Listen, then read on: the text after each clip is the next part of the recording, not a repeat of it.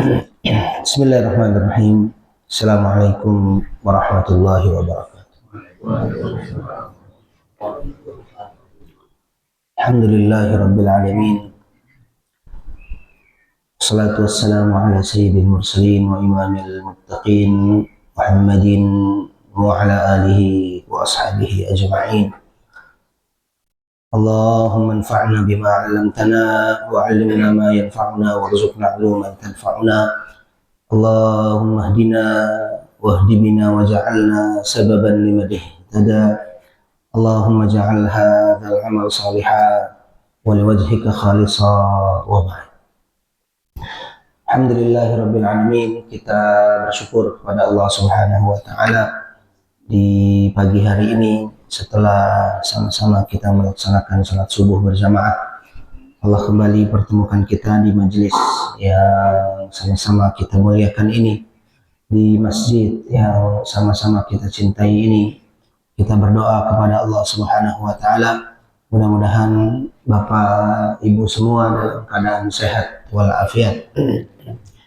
Allah mudahkan semua urusan hidup kita, dan setiap langkah kaki kita menuju tempat ini, setiap putaran roda kendaraan kita menuju majelis ini dicatat oleh Allah Subhanahu wa taala sebagai amal saleh dan pemberat timbangan kita nanti di akhirat.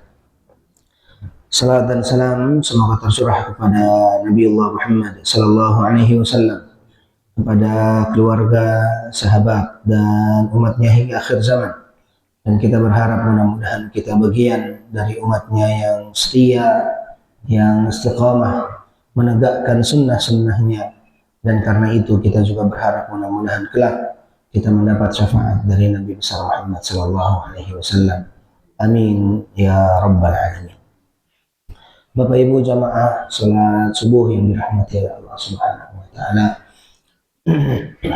Beberapa hari yang lalu atau dalam pekan-pekan yang lalu kita banyak menyaksikan musibah yang melanda saudara-saudara kita, terutama di Sumatera.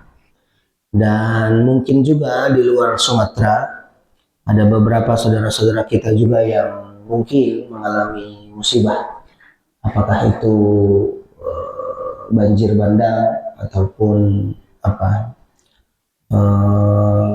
tanah longsor dan begitu seterusnya. Dan karena itu pada kesempatan pagi hari ini kita akan membahas 3 ayat di dalam Al-Quran surah Al-Baqarah ayat 155, 156 sampai 157 yang seluruhnya berkaitan tentang musibah. Dan karena itu pagi hari ini insya Allah kita akan membahas secara khusus tentang fikih musibah. Ya, kita akan membahas tentang fikih musibah yang Allah jelaskan di dalam surah Al-Baqarah ayat 155 sampai 157. Dan ayat-ayatnya saya yakin Bapak Ibu semua menghafalnya dengan baik. Bismillahirrahmanirrahim. Bapak Ibu yang Allah muliakan, saya ingin memulai dari musibah itu sendiri. Musibah di dalam bahasa Arab ataupun di dalam Al-Quran, misalnya dalam Penggalan ayat ke 156, alladzina idza asabatuhum musibah qalu inna lillahi wa inna ilaihi raji'un, gitu kan. Sebelumnya walanabluwannakum bisyai'in minal khaufi wal ju'i wa naqsin minal amwali wal anfusi wath thamarat wa basyiris sabirin. Kemudian alladzina idza asabatuhum musibah. Gitu ya. Musibah, apa itu musibah? Musibah itu adalah kullu ma yu'dzil insan, semua yang menyakiti manusia, baik pada fisik dan pada hatinya, itulah yang disebut dengan musibah. Jadi apapun yang dirasakan oleh manusia, apapun yang dirasakan dari rasa perih, dari rasa sakit, dari rasa tidak suka, dari rasa tidak nyaman, baik pada fisik dan baik pada hatinya, itulah disebut dengan musibah. Sekecil apapun rasa sakit itu, sekecil apapun rasa tidak nyaman itu, sekecil apapun rasa perih itu disebut dengan musibah. Berarti musibah bukan hanya tentang tanah longsor, musibah bukan hanya tentang banjir bandang, musibah bukan hanya tentang tsunami, tapi sakit juga adalah musibah. Seseorang bahkan disebut oleh Rasul Shallallahu Alaihi Wasallam, hatta syaukah yushakuha. Dalam satu hadis yang diriwayatkan oleh Imam Bukhari, Rasul Shallallahu Alaihi Wasallam bersabda, "Ma min musibatin tusib al-mu'min, ma min musibatin tusibul mu'min." Tidaklah ada satu musibah, itu disebut oleh Rasul sebagai musibah. Tidaklah ada satu musibah yang menimpa seorang mukmin illa kafarallahu biha anhu, kecuali Allah mengampuni dosa orang yang kena musibah itu. Kemudian Rasul contohkan, hatta syaukah tusyakuha, sampai seseorang tertusuk duri, itu juga adalah musibah. Ya, jadi bukan hanya tanah longsor tadi. Ya, tanah longsor adalah musibah jelas. Sakit juga adalah musibah. Banjir juga adalah musibah. Bahkan kata Rasul, terkena duri sekalipun itu juga adalah musibah. Apapun yang menimpa seseorang, dari rasa tidak nyaman, dari rasa sakit, dari rasa apalagi kecewa, dari rasa perih, sebesar apapun sakit dan perih yang ia terima, yang ia rasakan, itulah disebut dengan musibah. Ma min musibatin tusibul mu'min. Tidaklah satu musibah menimpa seorang mukmin kecuali Allah mengampuni dosa-dosa orang itu meskipun hanya tertusuk duri. Berarti tertusuk duri sekalipun itu adalah musibah. Ibu-ibu kalau motong bawang nangis ya biasanya. Oh, ada yang enggak, berarti udah canggih motongnya. Sekedar mata perih pada saat motong bawang itu adalah musibah. Kenapa? Karena matanya perih gitu. Walaupun musibahnya hanya sekedar itu gitu loh. Kemarin Pak siapa yang jatuh? Pak Jono ya? Yang jatuh di ujung sana? Iya, Pak Jono jatuh misalnya. Entah karena sebab-sebab tertentu, ya terplesetkah, entah atau apakah, itu adalah musibah. Nah, berarti kullu ma yusibul insan, kullu ma yu'dzil insan, setiap segala sesuatu yang menyakiti manusia pada hati dan fisik seseorang, maka itu disebut dengan musibah. Kita sehat nih, anak kita ternyata sakit, itu musibah bagi anak kita karena dia yang kena sakit, dan itu juga musibah bagi kita. Kenapa? Karena sakitnya anak kita nggak bisa tidur, karena sakitnya anak kita nggak bisa kerja, karena sakitnya anak kita nggak nyaman juga dong.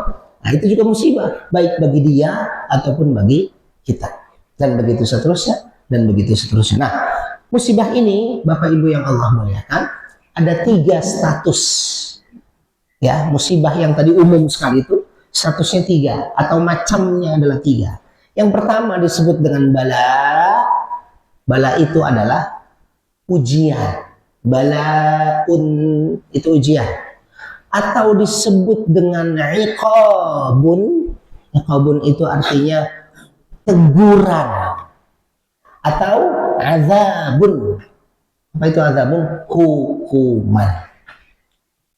Jadi musibah itu mungkin berbentuk ujian, balaun, mungkin berbentuk teguran, iqabun, atau mungkin berbentuk hukuman, atau apa? Azabun. Jadi bisa apa tadi? Ujian atau teguran atau azab atau hukuman. Dan 3-tiganya adalah musibah. Apa yang terjadi bagi saudara-saudara kita di Sumatera misalnya, banjir bandang, longsor dan begitu seterusnya, kira-kira dia masuk ke ujian teguran apa hukuman? Nah, tiga-tiganya. Itu dia. Mungkin tiga-tiganya. Bisa dia ujian, bisa ia teguran, bisa juga dia hukuman. Ya tergantung orangnya. Dan karena itu dalam pembahasan ini yang disebut dengan ujian itu lil muslim as-salih. Bagi siapa ujian itu musibah yang statusnya adalah ujian, lil muslim as-salih, untuk orang-orang yang saleh. Jadi ujian itu musibah, yang musibah itu statusnya adalah ujian, hanya diperuntukkan untuk orang-orang yang saleh saja. Ada nggak orang saleh yang sakit? Banyak. Ada nggak orang soleh yang maaf secara ekonomi susah?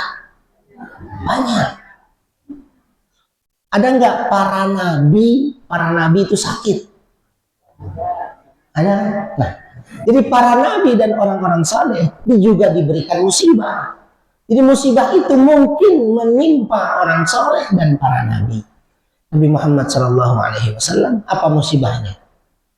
Diusir dari kampung halamannya.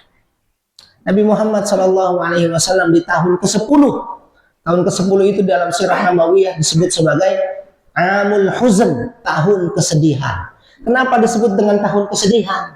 Karena Nabi Muhammad bersedih sebagai seorang manusia biasa. Kenapa? Dua hal yang menimpa beliau, bahkan tiga. Satu, di tahun itu wafat istri beliau, Sayyidah Khadijah radhiyallahu anha, yang selama ini menopang dakwah dengan hartanya, dakwah dengan dirinya, ditopang. Beliau wafat di bulan itu, di tahun itu.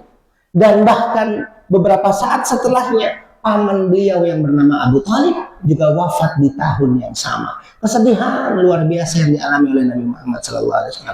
Bahkan di tahun yang sama, di tahun ke-10 itu, Nabi Muhammad datang ke Taif untuk berdakwah, sampai sana dilempari batu sampai Nabi Muhammad kakinya berdarah-darah.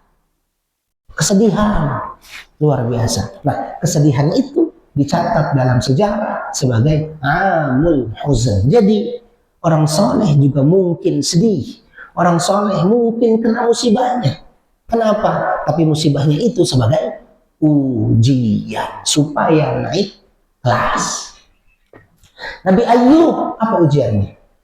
Sakit. Berapa lama sakitnya? Banyak ulama kita mengatakan 18 tahun. Bayangkan sakitnya 18 tahun. Ini orang soleh. Bahkan sampai ditinggalkan apa ditinggali? Ditinggali ya. Bahkan ditinggalin. Nah, tinggalin aja. Bahkan ditinggalin sama keluarganya. Kenapa? Karena sakitnya terlalu lama gitu loh.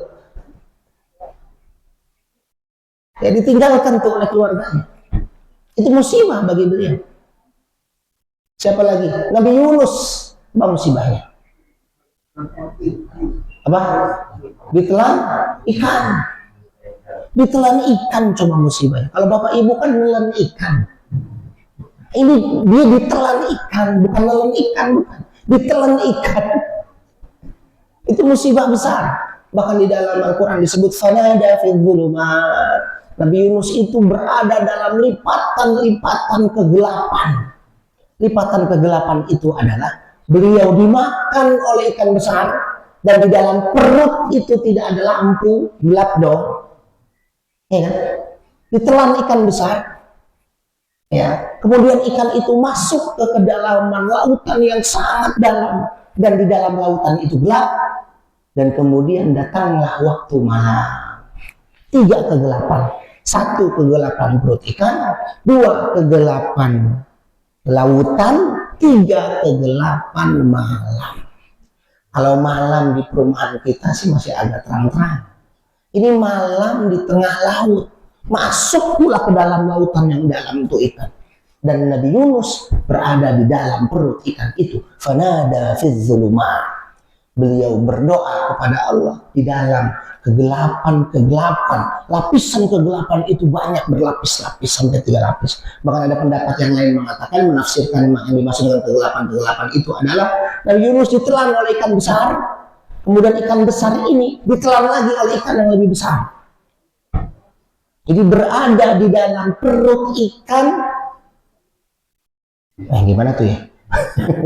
Di dalam perut ikan, yang ikan itu ada di dalam perut ikan yang lain. Ya, poinnya adalah orang-orang saleh juga mungkin kena musibah. Nah, para nabi bahkan juga punya musibahnya masing-masing. Itu disebut dengan ujian. Yang kedua, teguran.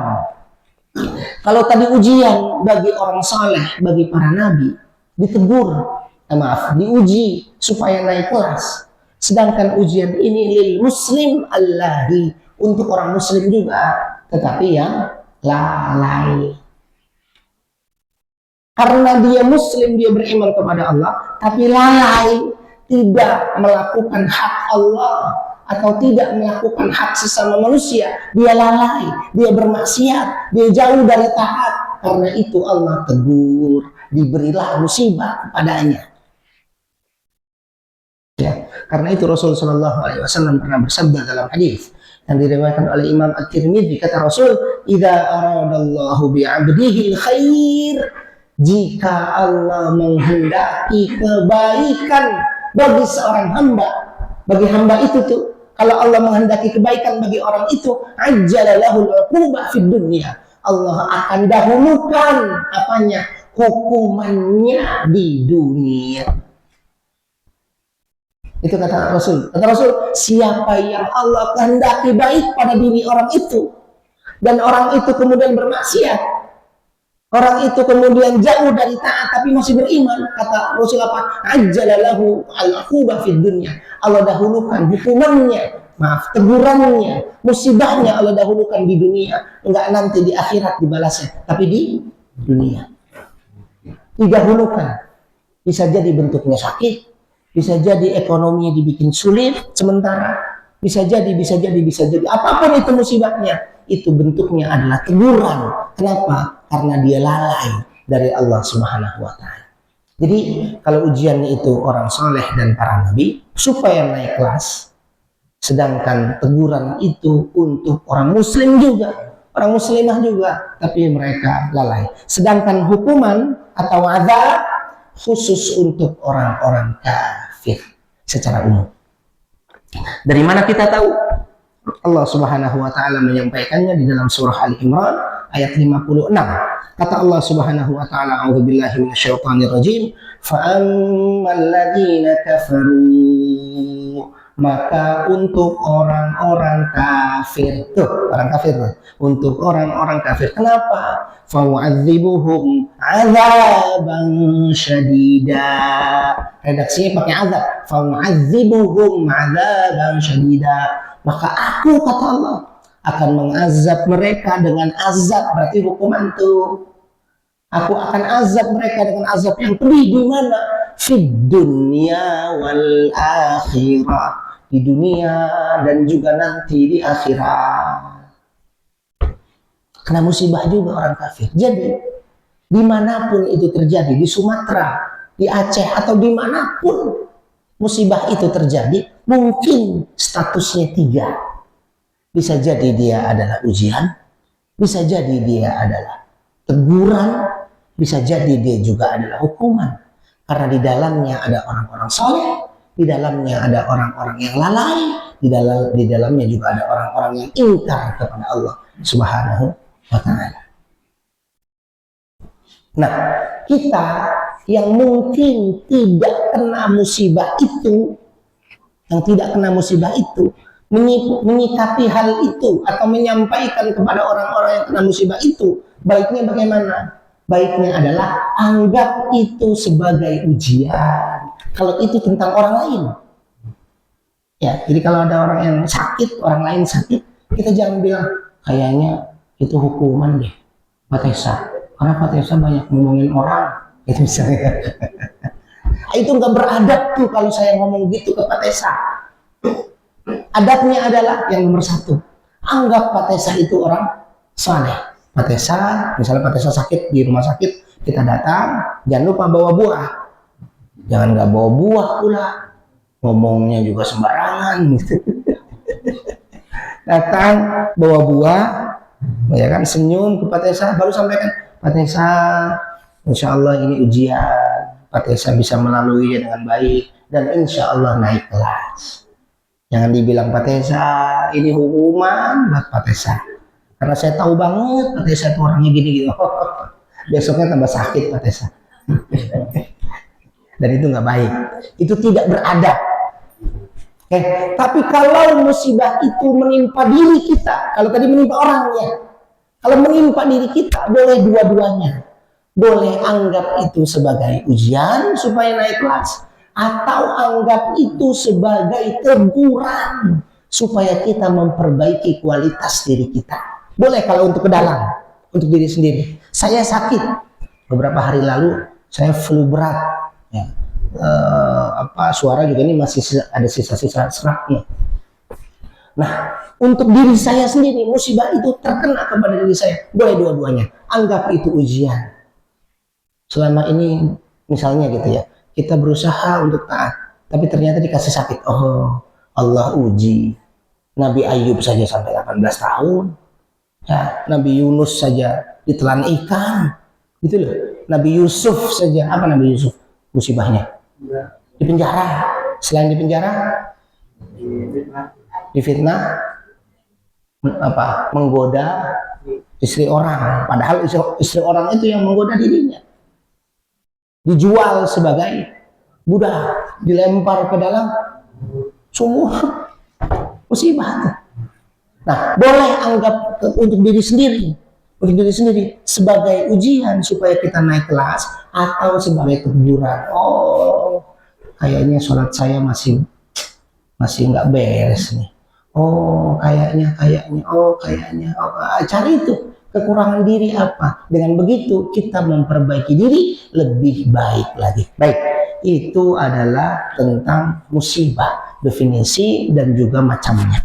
Bapak Ibu yang Allah muliakan, kita coba masuk ke dalam ayat. Mudah-mudahan waktunya cukup ya. Kata Allah Subhanahu wa taala, "A'udzubillahi minasyaitonirrajim" di ayat yang 155, "Walanabluwannakum bisyai'im minal khawf." Kata Allah, dan sungguh kami akan uji kalian. Bapak Ibu yang Allah muliakan, redaksi ayatnya mengatakan di situ ada harfut taukid.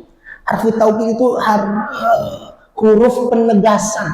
Ada 2 kali Allah menegaskan. Walanabluwannakum, ada lam di awal, ada nun taukid di akhir. Walanabluwannakum, ada 2 penegasan di situ. Jadi kalau kita terjemahkan kurang lebih begini, dan sungguh benar-benar kami akan menguji kalian. Berarti ujian itu pasti, Bapak Ibu. Ujian itu yang berbentuk musibah tadi itu, atau musibah yang berbentuk ujian itu pasti Allah tanamkan, atau pasti Allah berikan kepada setiap kita. Kalian semua, kata Allah, lanabluwannakum, sungguh benar-benar kami akan menguji. Berarti musibah itu pasti, apapun itu bentuknya. Dan di sini Allah menggunakan redaksi bala, berarti ujian bagi orang-orang yang saleh. Bapak-bapak dan ibu-ibu yang hari ini nih, ya, yang sedang mengusahakan kesalehan, yang sedang mengusahakan hijrah, meninggalkan masa lalu menuju masa depan yang lebih baik, yang meninggalkan kesyirikan menuju tauhid, yang meninggalkan akhlak tercela menuju akhlak mulia. Itu adalah hijrah, itu adalah taubat, itu berarti meniti jalan kemuliaan, gitu loh. Yang sedang begitu tuh, kata Allah, walanabluwannakum, sungguh benar-benar pasti kami akan uji kalian. Di titik ini, Bapak Ibu yang Allah muliakan, ujian dalam hidup kita itu adalah keniscayaan iman sekaligus keniscayaan kehidupan. Keniscayaan itu kepastian. Saya ulangi, dari redaksi ini berarti kita mengambil pelajaran bahwa ujian hidup atau musibah itu adalah keniscayaan iman dan keniscayaan kehidupan. Maksudnya apa? Kalau engkau beriman, pasti engkau diuji. Kalau engkau hidup, pasti engkau diuji. Kalau nggak mau dapat ujian ya mati aja. Dari mana kita tahu? Ini ayatnya. Wala nabluwannakum. Bahkan kalau kita cek dalam ayat yang lain Bapak Ibu yang Allah muliakan, misalnya Allah sampaikan dalam surah Al-Ankabut, A'udzubillahi minasyaitonir rajim. Apa kata Allah? Ahasiban nas ay yutraku ay yaqulu amanna. Apakah manusia mengira bahwa mereka akan dibiarkan mengatakan kami beriman, wahum la yuftanun, dan mereka tidak akan diuji? Kata Allah, apakah orang beriman itu akan dibiarkan mengatakan kami beriman tanpa diuji? Nggak mungkin. Nggak mungkin ada orang mengaku beriman, saya beriman kepada Allah, saya beriman kepada Rasul, tapi sama Allah dibiarkan pengakuan itu tanpa diuji dalam hidupnya, tanpa dikasih musibah dalam hidupnya, apapun itu musibahnya, tidak mungkin. Itu artinya orang yang beriman pasti dikasih musibah, tapi sebagai ujian, supaya terus dia mempertahankan keimanannya, supaya dia terus belajar kesabaran, supaya dia terus meningkatkan kualitas dirinya, akhirnya dia naik kelas dan begitu seterusnya. Keniscayaan iman. Sedangkan keniscayaan kehidupan, misalnya Allah Subhanahu wa taala sampaikan dalam surah Al-Mulk, A'udzubillahi minasyaitonir rajim. Kata Allah, "Allazi khalaqal mauta wal hayat." Yang telah menciptakan kehidupan dan kematian, menciptakan kematian, mauta wal hayat, menciptakan kematian dan kehidupan. Allah ciptakan kematian dan kehidupan. Ada hidup, ada mati, ada hidup. Untuk apa? Linabluwakum ayyukum ahsanu amala, supaya kami uji. Tuh, uji kalian, siapa di antara kalian yang paling baik amalnya. Berarti hidup kita ini sebelum mati, hidup kita ini separuhnya adalah ujian, separuhnya adalah musibah. Sekali lagi, bahwa ujian atau musibah pada diri kita itu adalah keniscayaan iman kita dan keniscayaan kehidupan kita. Selama kita mengaku beriman, pasti Allah uji. Selama kita masih hidup, pasti Allah uji. Dan gak mungkin ada orang naik kelas tanpa ujian. Gak mungkin. Tiba-tiba di antara kita mau naik kelas, tapi dia gak pernah ujian, apalagi gak pernah daftar. Tahu-tahu minta rapot. Oh, ada juga ya. Saya nggak ikut-ikut dah itu. Itu ya Bapak Ibu. Baik, kita lanjutkan. Walana beluannakum bisyai'in minal khawf. Kata Allah, kami benar-benar akan menguji kalian bisyai', dengan sesuatu. Sesuatu ini juga bisa kita artikan dengan sedikit. Bisyai'in minal khawf, sedikit ketakutan. Bapak Ibu, ternyata ujian di dunia kita ini hanya sedikit. Kenapa Allah katakan sedikit? Itu isyarat bahwa kita pasti bisa melewatinya. Jadi sakit kita cuma sedikit. Ya, harta kita yang kita anggap kurang misalnya, musibahnya itu tuh cuma sedikit. Kalau cuma sedikit itu berarti kita mampu melewatinya, kita mampu menghadapinya. Bisyai, kata Allah, sedikit saja. Apa saja bentuknya, kita percepat. Minal khawf, sedikit ketakutan. Takut apa saja? Takut di PHK, takut hari tua tidak punya apa-apa, takut apa saja. Ketakutan apa saja yang menimpa diri kita itu bagian dari musibah. Satu, ketakutan. Minal khawf wal ju'. Yang kedua, kelaparan. Takut lapar, takut nggak bisa makan. Kalau saya nggak punya kerjaan bagus, apakah saya nanti bisa makan ya? Kalau ada itu tuh, rasa takut dan bahkan kelaparan itu terjadi, itu adalah bagian dari musibah. Saudara-saudara kita di Sumatera kan kabarnya di awal-awal musibah mereka setelah terkena musibah susah makan, ya kan? Gak punya makanan, gak punya air bersih, gak punya, dan itu bagian dari musibah. Itu musibah setelah musibah. Sudah kena banjir, bandang, hancur dulu seluruhnya. Setelah itu mereka nggak bisa makan, nggak bisa minum, harus mengandalkan bantuan dari luar. Itu musibah setelah musibah. Minal ju', kelaparan. Bukan hanya itu, wa naqsim minal amwal, kekurangan harta. Tuh, kurang harta. Yang tadinya 10 sekarang cuma dapat 7. 7 berkurang lagi jadi 5. 5 berkurang lagi jadi 3. Oh, ternyata dulu sama sekarang beda.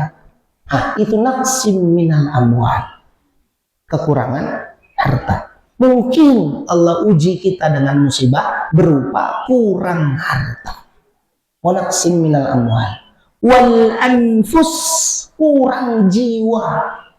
Kurang jiwa itu maksudnya adalah yang tadinya keluarga besar kita 5 orang, 10 orang misalnya dalam keluarga, 1 Allah panggil. Orang tua kita mungkin Allah panggil, atau pasangan kita Allah panggil, atau mungkin anak kita yang lebih muda, padahal secara umur lebih muda, tapi kemudian Allah panggil terlebih dahulu misalnya. Itu naqs, itu kekurangan. Fil anfus atau minal anfus, pada jiwa. Wa naqsim minal amwali wal anfus, yang keempat anfus, dan yang kelima was samarat, kurang samarat, buah-buahan. Kenapa disebut buah-buahan? Karena secara umum manusia suka buah-buahan, dan buah-buahan ini ada di mana-mana. Maksudnya di belahan dunia manapun ada buah-buahan yang memang tumbuh di tempat itu. Meskipun mungkin di tempat lain nggak ada, tapi tetap aja ada buah di tempat itu gitu loh. Jadi buah itu bagian yang disukai oleh manusia. Nah, mungkin buah-buahan itu juga tidak ada. Ya, 1 khauf, rasa takut apa saja. Yang kedua ju', lapar. 3 kekurangan harta. Wal anfus, kurang jiwa, dan kurang buah-buahan. Ini 5 ini disebut oleh Allah bukan untuk membatasi musibah, bukan, tapi untuk memberi contoh. Musibah itu mungkin 5 hal ini, mungkin bisa lebih, iya mungkin bisa lebih. Tanah longsor belum disebut, banjir bandang belum disebut, tsunami belum disebut, dan banyak hal. Oke, baik, kita percepat. Kemudian kata Allah Subhanahu wa taala, setelah Allah berbicara tentang musibah tadi, ada satu prinsip yang utama. Bagaimana cara kita bersikap Bapak Ibu terhadap musibah itu? Wa basyiris sabirin. Kata Allah, sampaikanlah kabar gembira kepada orang-orang yang sabar. Ini adalah sikap yang harus dibangun oleh kita. Sikap wajib seorang muslim dan muslimah di hadapan musibah adalah sabar. Wa basyiris sabirin, sampaikanlah kabar gembira kepada orang-orang yang sabar. Artinya yang mampu mengatasi musibah apapun itu adalah orang-orang yang sabar. Wa basyiris sabirin, sampaikan kabar gembira kepada orang yang sabar. Tuh. Berarti sikap wajib, saya ulangi, sikap wajib karena hukumnya wajib atas musibah yang Allah timpakan kepada kita adalah sabar. Itu wajib. Kalau ada orang tidak sabar atas musibah, dia berdosa atas musibah itu. Pertanyaannya, sabar itu apa Bapak Ibu? Sabar apa ya? Sabar itu adalah menerima ketetapan Allah, terutama yang buruk-buruk, ya, terutama menerima ketetapan Allah tanpa marah dan tanpa suudzon. Ya, menerima ketetapan Allah, terutama yang buruk-buruk, tanpa marah dan tanpa suudzon. Kalau kita dikasih penyakit tertentu kemudian kita marah sama Allah, berarti nggak sabar. Kalau kita dikasih kekurangan jiwa atau kekurangan harta misalnya, ya, kemudian kita suudzon kepada Allah, berarti kita tidak sabar. Jadi sabar itu adalah menerima ketetapan Allah Subhanahu wa taala tanpa marah dan tanpa suudzon. Itulah sabar. Kalau ada yang marah, kalau ada yang suudzon kepada Allah, berarti dia tidak sabar. Dan pada saat itu Allah murka kepadanya. Saat itu dia berdosa atas kewajiban sabar menghadapi musibah. Makanya kata Rasul sallallahu alaihi wasallam, as-sabru 'inda sadmatil ula. Kesabaran itu pada pukulan pertama. Kesabaran itu pada musibah di awal. Kesabaran itu pada ujian di awal. Ya, bukan di tengah, bukan di akhir. Artinya di awal pada saat menghadapi musibah harus memiliki kesabaran. Dan sabar itu sekali lagi hukumnya adalah wajib. Kalau ada orang yang tidak sabar, maka dia mendapatkan dosa. Oke, ayat selanjutnya kita percepat. Pertanyaannya adalah, apa ciri orang yang sabar itu? Ciri orang yang sabar itu kata Allah Subhanahu wa taala, alladzina idza asabatuhum musibah, yaitu orang-orang yang apabila mendapatkan musibah qalu, mereka berdoa, inna lillahi wa inna ilaihi raji'un, yang disebut dengan al-istirja'. Apa itu inna lillahi wa inna ilaihi raji'un? Bapak Ibu, kenapa orang sabar itu doanya adalah innalillahi wa inna ilaihi raji'un? Mulai hari ini kalau kita nyebut itu harus sadari maknanya. Innalillah, sesungguhnya kami milik Allah. Kita semua nih Pak, milik Allah.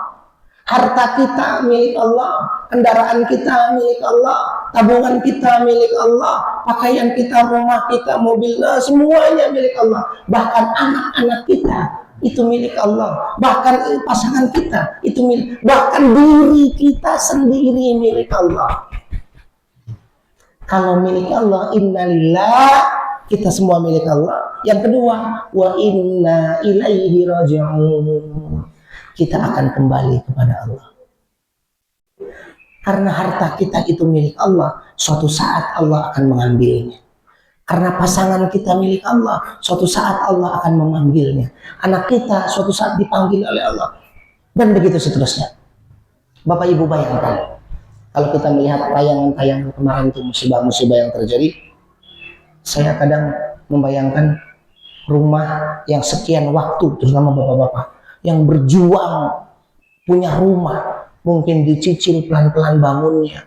Ada juga yang nyicil ke bank gitu ya, nyicil bangunnya pelan-pelan dibangun. Pas sudah jadi, tiba-tiba datang banjir bandang. Hancur, bertahun-tahun mengusahakannya, dalam waktu sekejap dia hilang. Kalau kita tidak menghadapinya dengan sabar, mati kita. Mati sebelum mati. Ya kan? Bagaimana kecewanya gitu. Kita mengusahakan sedemikian rupa, hilang begitu saja. Makanya doa orang beriman, orang yang sabar, innalillah, kami milik Allah. Semua yang kita miliki punya Allah. Wa inna ilaihi raji'un. Karena milik Allah akan kembali semuanya kepada Allah. Tuh. Semua akan kembali kepada Allah Subhanahu wa taala. Ya. Baik. Nah, kalau lagi masih kuat, lagi ya, ayat terakhir. Kalau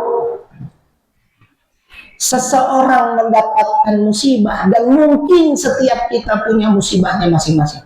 Setiap kita kena musibah, kemudian kita hadapi dengan wabasyiris sabirin, ya, kita hadapi dengan sabar, yang sifat utama orang bersabar itu mengatakan innalillah wa inna ilaihi raji'un, dan kata-kata itu hanya bukan untuk orang yang wafat saja.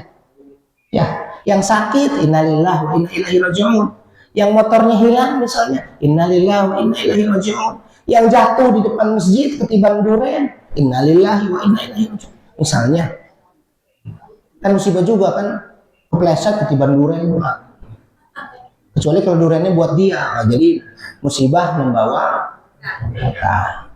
Kalau buat dia duren. Nah, yang begitu-begitu tuh, kalau sudah kena musibah kemudian dihadapi dengan sabar, janji Allah adalah ayat terakhir, ulaika alaihim sholawat. Satu, bagi mereka salawat. Salawat itu apa? Maknanya dua. Satu, salawat itu makna pertama ampunan, yang kedua keberkahan hidup.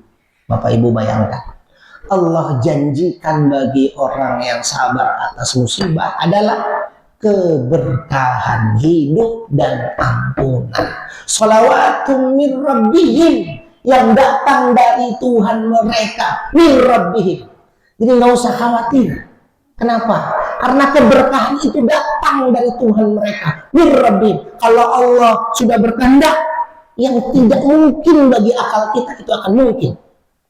Saya kemarin dapat satu video seorang ibu diwawancarai oleh televisi. Ditanya, ibu bagaimana perasaannya? Dia bilang, saya sedih. Semua dia bilang, semua harta saya hilang. Cuma yang melekat pada baju di Aceh, bajunya doang. Semua, entah tabungannya kemana, ijazahnya kemana, hartanya kemana, nggak tahu, pokoknya nggak tahu kemana. Hilang. Rumahnya aja sudah nggak ada tuh, di tempatnya udah nggak ada. Cuma pakaian doang yang saya miliki sekarang. Terus yang menariknya kata-kata selanjutnya. Apa kata ibu ini? Kata ibu ini, insya Allah Allah ganti semuanya. Dengan enteng dia mengatakan, insya Allah Allah ganti semuanya. Itu tidak mungkin lahir kata-kata itu kecuali dari orang yang sabar. Kenapa? Karena sholawatun min rabbihim, dapat ampunan dan keberkahan dari Tuhan mereka. Artinya, sebagaimana kita miliki hari ini sesuatu dari Allah, kalaupun nanti diambil oleh Allah, insya Allah kita sabar dan Allah akan mengganti dengan lebih baik. Allah Maha Kuasa atas itu. Sholawatun min rabbih. Allah ganti dengan ampunan, Allah ganti dengan keberkahan hidup min rabbihim, ya, dari Tuhan mereka. Itu yang pertama. Yang kedua, warahmatun, dan kasih sayang. Kalau Allah sudah kasih sayang, Allah sudah sayang kepada kita, Allah akan beri apa yang Allah kehendaki. Sama seperti kita sayang kepada pasangan dengan anak-anak. Anak mau sekolah walaupun mahal, sudah daftar aja, bismillah, ayo usahakan. Kan gitu kan? Ya, anak mau kuliah, ya bismillah, usahakan. Walaupun bingung dari mana ya. Tapi ya oke lah, ya. Yang penting kamu bisa kuliah. Oh gitu tuh. Itu kenapa? Karena sayang. Mengusahakan. Apalagi kalau sayang itu berasal dari Allah. Warahmatun. Bukan hanya itu. Wa ulaika humul muhtadun. Dan mereka juga akan orang-orang yang akan mendapatkan hidayah. Jadi janji Allah satu, dapat sholawat. Sholawat tadi apa? Ampunan dan keberkahan hidup. Yang kedua, rahmatun, kasih sayang. Dan yang ketiga, wa ulaika humul muhtadun, dapat hidayah. Loh, kok dapat hidayah? Musibah apa hubungannya dengan hidayah? Dikit lagi, musibah itu tabiat dasarnya mengingatkan. Sedangkan nikmat itu tabiat dasarnya melalaikan. Orang yang dapat musibah secara tabiat dia akan ingat kepada Allah. Kalau Bapak Ibu lihat di video-video tuh, pertama kali air itu muncul dan dilihat, atau pertama kali gempa itu dirasakan, semua orang nyebut nama Allah kan. Allahu Akbar, Allahu la ilaha. Itu tuh mengingatkan tuh. Hidayah tuh. Orang langsung ingat Allah. Pada saat ada seseorang atau kelompok orang naik kapal laut, di tengah laut tiba-tiba ada badai besar. Yang diingat siapa? Allah. Dia nggak ingat presidennya. Ya mau nelpon juga butuh waktu dong. Yang diingat siapa? Allah. Ya kan? Mau manggil siapa? Ya Allah yang mereka panggil. Apalagi lagi pesawat itu misalnya, lagi ada goncangan atau apalah. Yang diingat siapa? Ya Allah. Mau nelpon siapa? Yang diingat, nah itu hidayah. Jadi musibah itu tabiatnya mengingatkan. Nah, mengingatkan itulah hidayah. Makanya kalau kita punya masalah, Bapak Ibu, doa kita panjang kan. Sholat kita khusyuk kalau kita punya masalah tuh. Ya, karena masalah itu mengingatkan kita. Kita bergantung kepada Allah kalau lagi punya masalah. Kalau di akhir bulan, sholat kita khusyuk. Tapi kalau di awal bulan, yang diingat yang lain. Baik, nah terakhir, bagaimana cara kita bersabar? Cara bersabar bagaimana? Sebagaimana dua ayat terakhir, innalillahi wa inna ilaihi raji'un. Terus ulaika alaihim salawatu min rabbihim wa rahmah wa ulaika humul muhtadun. 3. Satu, caranya bagaimana kita sabar. 1, innalillah. Yakini kita semua ini, apa yang kita miliki seluruhnya adalah milik Allah, bukan milik kita. Itu dulu. Pada saat Allah mengambilnya, kita sabar. Itu 1. Yang kedua, wa inna ilaihi raji'un. Semua kita akan kembali kepada Allah, termasuk yang kita anggap hari ini milik kita, itu akan kembali kepada Allah. Terserah Allah kapan ngambilnya. Yang ketiga, yakin bahwa ada kebaikan di balik musibah yang menimpa kita. Kebaikannya apa? Minimal tadi 3. Yang pertama sholawat, keberkahan dan ampunan. Yang kedua rahmah, kasih sayang. Yang ketiga ulaika humul muhtadun, dapat hidayah. Minimal 3. Kita belum bicara yang lain. Oke, terima kasih. Mudah-mudahan yang sedikit ini bermanfaat. Yang mau bertanya boleh deh, silahkan. Kalau ada yang mau bertanya, enggak? Bapak enggak? Bismillah.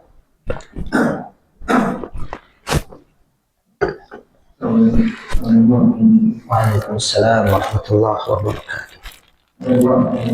Enggak, Bapak.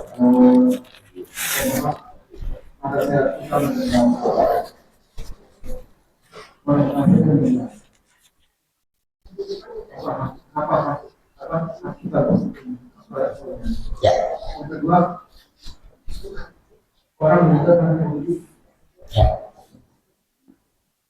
Ya. Yang bunuh diri muslim. Bagaimana sama menyikapinya?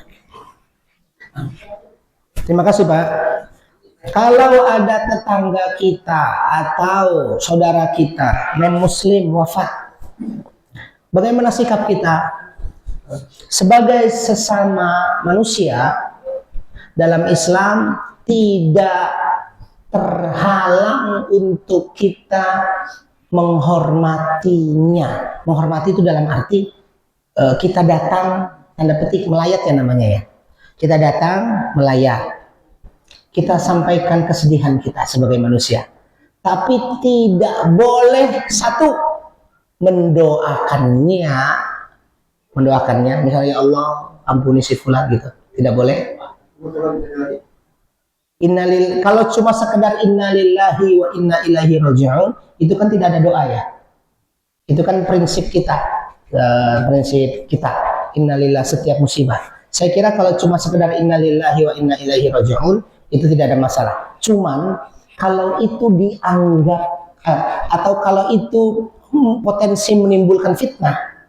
Fitnah itu maksudnya kan banyak orang juga nggak paham. Iya. Ya, kalau menurut saya tidak ada masalah. Tapi kalau dianggap itu akan potensi berdebat dalam grup itu atau potensi menimbulkan fitnah yang lain, tidak usah. Ini aja, saya turut bersedih dan berbelasungkawa. Nggak usah juga nanti berduka cita boleh. Nggak usah juga semoga Tuhan, nggak usah. Dan nggak boleh juga ikut dalam perayaan doa. Misalnya pas kita datang lagi doa, kan ada doa-doa tertentu tuh, ya kan? Mereka berdoa, nah kita menghindar, keluar misalnya. Jadi kita datang karena menghormati dia sebagai teman, sebagai tetangga, sebagai manusia misalnya. Kita ikut berbelasungkawa, tapi tidak boleh mendoakannya dan tidak boleh ikut serta dalam rutinitas atau dalam ibadah ritual doa pada saat meninggal itu. Oke, yang kedua, ada orang bunuh diri. Orang bunuh diri kemudian wafat. Gitu. Kan ada yang bunuh diri nggak wafat gitu. Bunuh diri wafat dalam keadaan bunuh diri. Dan dia muslim, bagaimana? Maka dia dihukumi sebagai seorang muslim. Tetap muslim karena bunuh diri tidak maksiat tidak menyebabkan seorang muslim keluar dari agamanya. Maksiat itu, oke? Dosa besar tidak menyebabkan dia keluar dari agamanya. Maka kita tetap hukumi dia sebagai seorang muslim.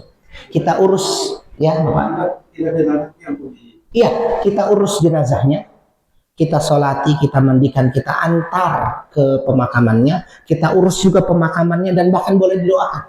Bahkan doa kita itu sangat dibutuhkan oleh dia. Kenapa ya? Karena dia wafat dalam keadaan bermaksiat kan. Nah, itu sangat dibutuhkan. Nah, jadi dia sama seperti orang muslim sebagaimana biasa. Dulu sekian waktu yang lalu ada orang-orang dulu ada orang-orang tertentu di Jakarta yang tidak wafat tidak disolati. Kabarnya saya nggak tahu pasti, tapi kabarnya begitu. Kenapa? Karena ternyata dulu waktu pemilu dia milih non muslim. Gak usah disebut, udah tahu sama. Milih non muslim jadi gubernur. Kemudian ketahuan ini tim suksesnya. Setelah itu wafat. Kabarnya dia tidak dimakamkan, tidak disolati, bukan tidak dimakamkan, tidak disolati. Atau ada beberapa orang yang nggak mau sholat. Nah, menurut saya ini keliru. Ini keliru, ini nggak boleh. Kenapa? Tadi itu kaidahnya. Maksiat seseorang tidak menyebabkan dia keluar dari agama. Tidak keluar dari Islam. Dia tetap muslim. Walaupun dia bermaksiat. Nah, maksiatnya itu urusan dia dengan Tuhannya. Urusan kita adalah ngurus dia sebagai seorang muslim. Karena dia tidak mengatakan keluar dari agama dong. Ya kan? Dia kan nggak bilang saya keluar dari agama, enggak. Cuma dia melakukan kesalahan misalnya gitu. Jadi kesalahannya tidak menyebabkan dia keluar dari Islam. Kita tetap urus, tetap kita sholati. Oke, wallahu a'lam. Ada lagi? Silahkan. Ibu-ibu biasanya enggak? Baik, minum dulu ya.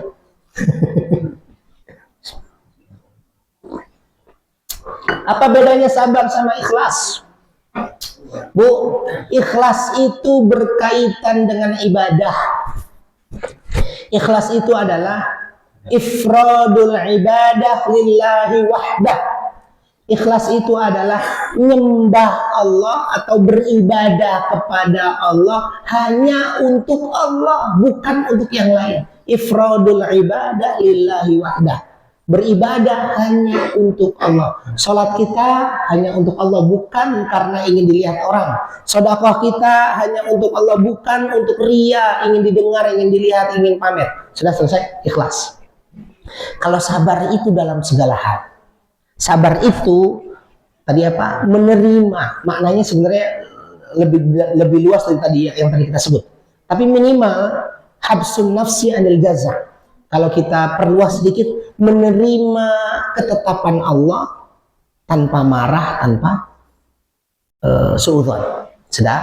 Nah, sabar ini, menerima itu bisa dalam 3 hal. 1, sabar dalam taat. 2, sabar meninggalkan maksiat. 3, sabar saat terkena musibah. Saya ulangi, sabar dalam melaksanakan taat. Karena tidak ada ketaatan tanpa kesabaran. 2, sabar meninggalkan maksiat. 3, sabar saat ditimpa musibah. 3-tiganya itulah hidup kita. Hidup kita adalah taat. Hidup kita sebagai manusia mungkin melakukan kemaksiatan. Dan yang ketiga, sangat mungkin hidup kita kena musibah. Saya kira nggak ada dari ujung sini sampai seluruhnya. Hidupnya seluruhnya adalah nikmat. Semuanya nikmat. Nggak pernah sakit. Nggak pernah akhir bulan, nggak pernah apa lagi. Pasti habis sakit sehat, habis sehat sakit, habis sakit sehat lagi, habis sehat sakit lagi, nah, sampai nanti mati. Nggak tahu kapan matinya, tapi bolak-balik aja, sakit sehat, ya, lapang sempit, nah, bolak-balik aja, mudah susah. Nanti habis menghadapi kesulitan nih, saya lagi punya masalah, akhirnya selesai masalah. Santai, senang. Nah, habis senang, datang lagi masalah. Puyeng lagi. Begitu? Ya, begitu bolak-balik aja. Nah, itulah hidup kita. Oke, jadi 2 hal yang berbeda. Ikhlas tentang kemurnian ibadah. Kalau sabar itu menerima ketetapan Allah dalam hidup. Hidup itu 3. Taat. 2, meninggalkan maksiat. 3, menerima atau menghadapi musibah. Oke.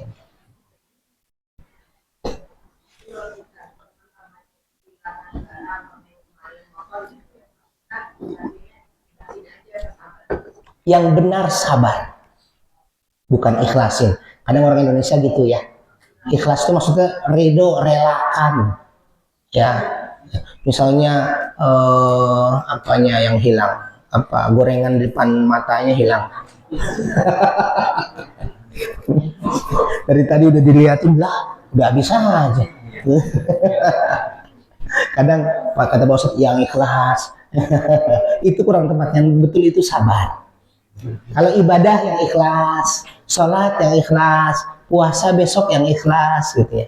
Kalau kehilangan goreng yang sabar, insya Allah ada yang lain gitu.